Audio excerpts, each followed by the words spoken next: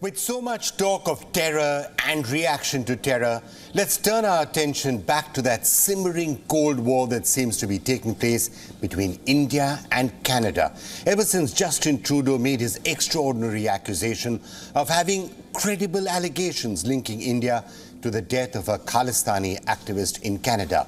Now, several developments have taken place over the past few days. India has restarted the visa process, which is being seen as a possible indication of some sort of a thaw. But on the other hand, Canada has been forced to withdraw 41 diplomats on grounds of parity. That led to a doubling down by Justin Trudeau, who promptly accused India of violating the Vienna Convention. In a sign of Anglosphere solidarity, the US, the UK, Australia and New Zealand seemed to support that stance by Canada. India reacted angrily by saying that the Vienna Convention allows receiving countries to specify a fair number of diplomats and that there's no violation of the Vienna Convention taking place at all, certainly not on India's side. Look, this entire situation isn't going away anytime soon, and there are some indications that further escalations could take place, like India potentially taking Canada to international bodies for supporting terrorism. That could be on the cards. Now, why is all of this happening? Look at the state of the world. The war in Ukraine, the war between Israel and Gaza, the threat of Chinese aggression in East Asia, the emergence of a powerful anti-Western axis between China, Russia and Iran. The last thing that the West probably wanted was a major crisis with India, thanks to a still unsubstantiated allegation made by this man, Justin Trudeau. It's frankly not what India wanted either. But I can tell you one thing. I strongly doubt that India will be ready or able to blink on this issue. And that's probably something that the West should keep in mind. Why, you ask? Well, actually, that question was repeatedly asked to me on a recent trip to the United States, including by many seasoned India watchers. They were all somewhat surprised by the very hardline Indian response to Canada. And this is what I told them. I told them it's not about Niger. It's about the attitude of countries like Canada to terrorists who target India and Indian interests. And that includes Indian diplomats. Look, terror is a red line for India. It is a red line for many countries around the world. I mean, look at the way that America and most countries in the West are responding to the Hamas terror attack on Israel. That includes Justin Trudeau, by the way. Take a look at his reaction. They all say Israel has a right to defend itself against terror. That's why they are supporting the strikes on Gaza, strikes that have killed thousands and thousands of civilians. It's terror, they say. It must be dealt with. It was the same stance when it came to Afghanistan, to Syria, to ISIS, to Iraq. You get the picture. Now, India asks, and has been asking for a long time, where do those principles go when it comes to terror that targets India? Now, it has to be said that the West has finally become sensitive to Islamist or jihadi terrorism that targets India. Groups like the Lashkar-e-Toiba or Jaish-e-Mohammed, they have been referred to, even in recent statements by American leaders, for example, they're talking about the Lashkar-e-Toiba and groups like that. And that may well be because jihadi terrorism affects the West as well. But let's not forget, there are other forms of terror too. And let's talk directly about Khalistani terrorism. A lot of people died as a result of Khalistani terror. 20,000, 22,000, something like that in the 80s and 90s. A lot of people died. And yes, it is a big deal in India, including in the Punjab. You can imagine how much it angers Indians when people seek to revive that, especially when those people aren't even in India. They are stirring up trouble in India from safe havens and comfortable homes in places like Canada or the UK or the US for that matter. Punjab itself, you must remember, is peaceful. No one wants Khalistan there. No one wants a return to those bad days of terrorism and violence. These are outsiders seeking to restart that bloodshed all over again. No wonder there is such a strong Indian reaction when countries like Canada just turn a blind eye to that terrorism. And it's not just today. It's been happening for 40 years. You all know the story of how Canadian negligence, quite frankly, led to the blowing up of an Air India plane. And then the accused getting away. Slap on the wrist. That was 35 years ago, and all of that happened under the watch of Justin Trudeau's father. And that's why India will not and should not back down in this particular confrontation with Canada, because there is a principle here. Terror is terror. No ifs and buts. If you're concerned about terror that could target you, then you need to take all terror seriously. And that brings me to the rule of law. Canada says that the rule of law prevents targeted assassinations. The rule of law says that extrajudicial executions are wrong, they're a crime. Okay, that's fair enough. But then another question has to be asked. What then does the rule of law say about giving shelter to terrorists and extremists, and giving them shelter for 40 long years? There is an inconsistency and a double standard here that has to be called out, and it needs to be addressed. And let's take this further to these statements we've heard from Canada, for example, about the Vienna Convention. The actions that the government of India took this week are themselves contrary to international law. The government of India decided to unilaterally revoke the diplomatic immunity of 40 Canadian diplomats in India. This is a violation of the Vienna Convention governing diplomacy. Now, two things come to mind. Number one, India has responded by very clearly saying that the Vienna Convention doesn't say anything about the number of diplomats who should be in place. In fact, it sort of leaves it up to the receiving country to specify what is a fair number of diplomats that they should be there.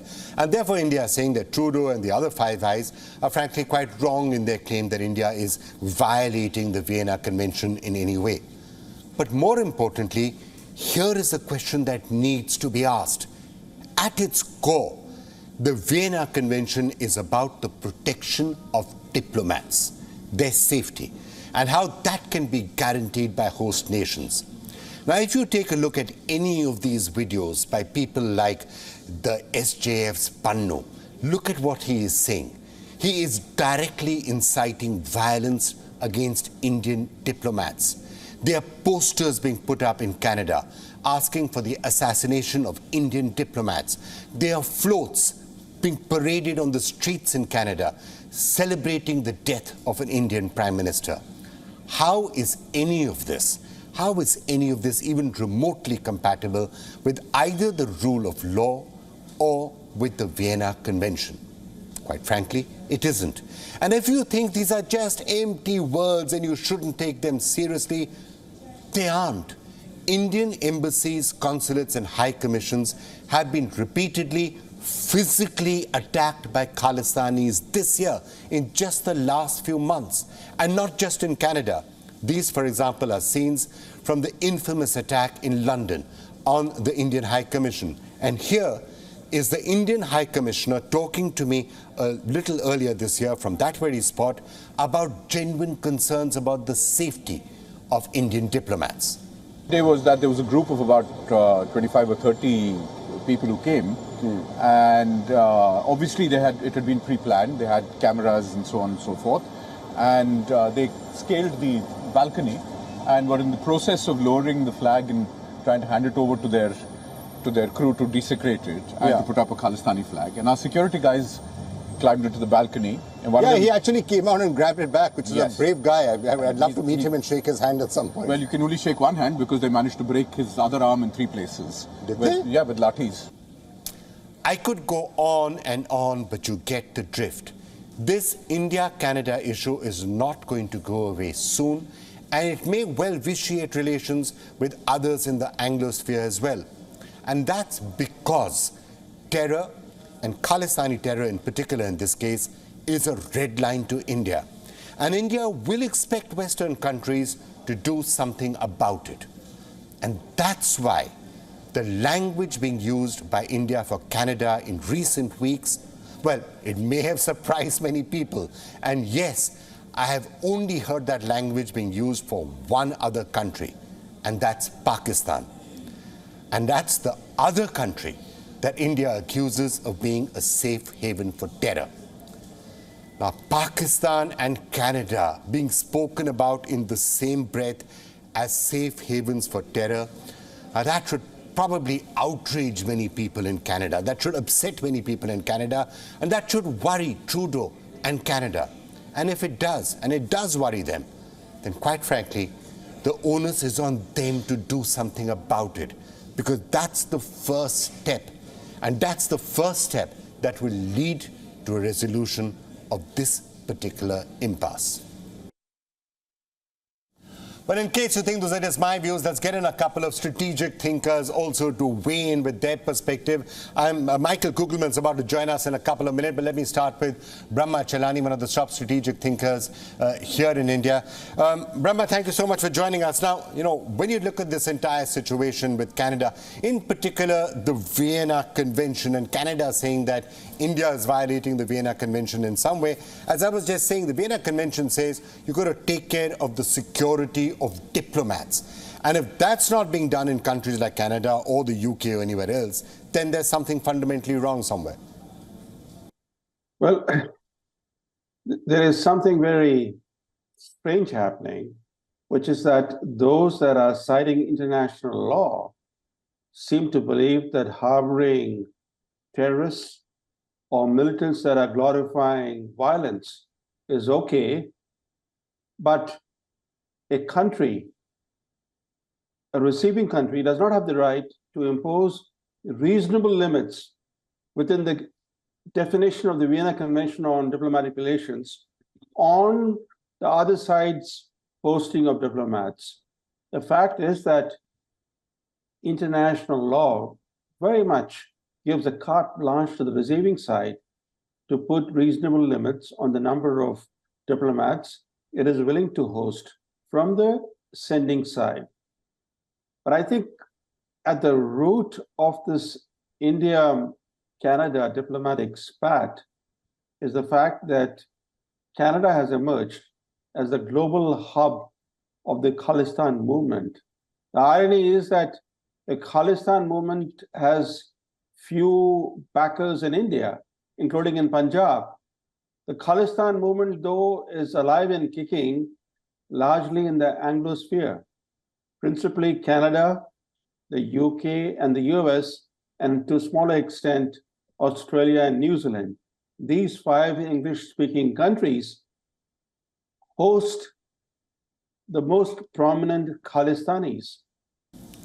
But Brahma, I've been talking to many international analysts in recent weeks, and they're all somewhat surprised as to why India is taking such a hard line on this particular subject. And as I was just saying right now, may well have to do with the fact that terror is a red line for India. And the entire question of Khalistani terror and safe havens given to Khalistani extremists in countries like Canada has been an irritant for India for a long time. And that's why India is taking such a hard line. Would you agree with that view? Vikram, this diplomatic spat between India and Canada has reopened old wounds. Those wounds go back to the 1980s when Canada-based Khalistani terrorists bombed an Air India flight, killing all 329 people on board. This was one of the worst acts of terrorism in history. The problem is this: history is repeating itself. In the 1980s, Canada's shielding of dangerous Sikh militants led to the twin bombings that targeted 2 separate Air India flights. One bombing misfired and killed 2 baggage handlers in Narita, but the other bombing from Canada resulted in all 329 people on board being killed. India let Canada off the hook over those bombings. Even though those bombings were caused by people that India had conveyed to Canada as being dangerous militants. In fact, India had requested Trudeau's father, then Prime Minister Pierre Trudeau, to extradite one Talvinder Parmar, the chief of the Babar Khalsa, who, according to two separate Canadian inquiries, went on to become the mastermind of the main Air India bombing. And now, today, we are seeing Canada becoming the international epicenter of the Khalistan movement, and Talvinder Parmar, the same mastermind of the Air India bombing, is the big hero of the Canada-based Khalistanis. Brahma, I wanted to ask you, whatever Canada is doing, okay, you could say that Justin Trudeau has a certain political constituency, he's playing to that, his ally there, maybe he's playing along with that. Are you somewhat surprised that the US and the UK and even countries like New Zealand now all seem to be coming forward and making public statements, seeming to back Canada in quite a strong manner? Why do you think that's happening? For two reasons. One, these 5 Anglosphere states always band together in any situation.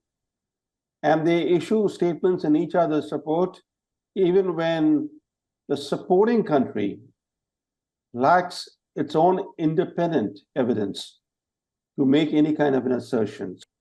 The second reason being is that as members of the Five Eyes intelligence community, these Anglosphere states supply intelligence to each other. And Canada's allegation against India draws on intelligence supplied by the Americans. Now, this is something that the Americans don't want to say in public because they want to shield their relationship with India, which is quite important in the Asian context. But the fact is that American intelligence shared with Canada emboldened the Trudeau government to level an allegation against India that Trudeau himself has acknowledged in his own statement. The original statement that he made on the floor of House of Commons is nothing more than an allegation, that too about potential, not actual link of the Indian government to a killing. Well, let's now get another perspective on that. Michael Kugelman now joins us, Director, South Asia Institute at the Wilson Center. Michael, thank you so much for joining me. Now, we were having a discussion even in Washington, D.C. about the possible fallout of this entire India-Canada issue. Now, right now, when these crises are happening in Ukraine and Russia and the Middle East and Israel and Gaza, I'm sure this would be a standoff that the US and the world and the West in particular would be very happy not to see. How do you see it proceeding from here?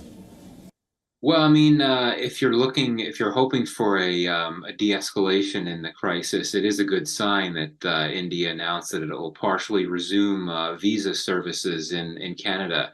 That's significant.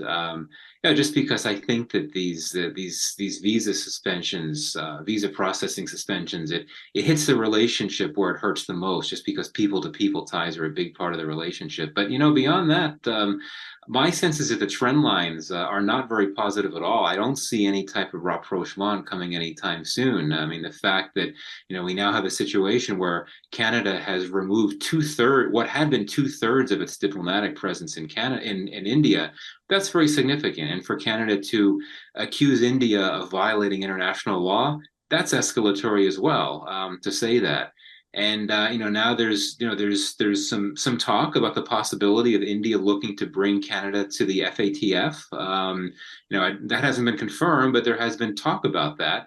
If that were to take place, that would clearly be an escalation of the crisis even more.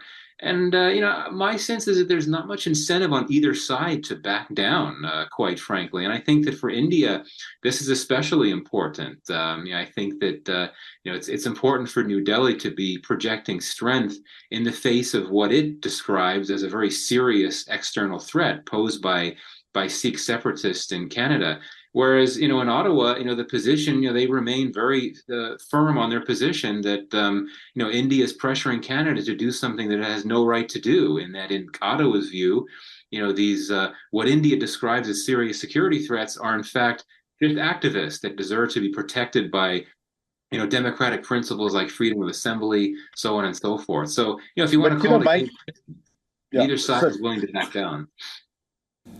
Michael, I think you're right. And I think, as I was saying to you in Washington, D.C. as well, that there perhaps seems to have been a little misreading of the mood in Delhi and how much of a red line, red button issue the entire question of terrorism and Khalistani terrorism is actually in India.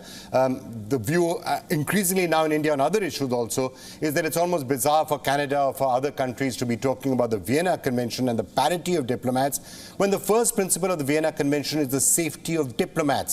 And people are being given shelter and safe haven in some countries. People who are making direct threats against Indian diplomats. Look at what happened to the Indian High Commission in London. They roughed up Indian security officers out there. That is a breach of the Vienna Convention. Right. I mean, one of the reasons why this crisis is as serious as it is that there's some very sharp disconnects between the two sides on many issues. One would be what I described before in terms of how each side perceives the threat posed by these Khalistan supporters. But indeed, what you said is also accurate. Canada's position, as I understand it, is that it was India's threat to revoke the diplomatic immunity of these Canadian diplomats if they didn't leave. That was what it viewed as a violation of international law. But you're right. I mean, it goes much further than that. And the External Affairs Minister, Dr. Jaishankar, also indicated that that it's perfectly legal and within the realm of the Vienna Conventions to promote the principle of parity, which entails having similarly sized diplomatic contingents in different countries. So again, it depends where you sit, depends where you stand. Each capital looks at this issue very differently. All right, Michael Kugelman, thank you so much for joining us with that perspective. Thank you.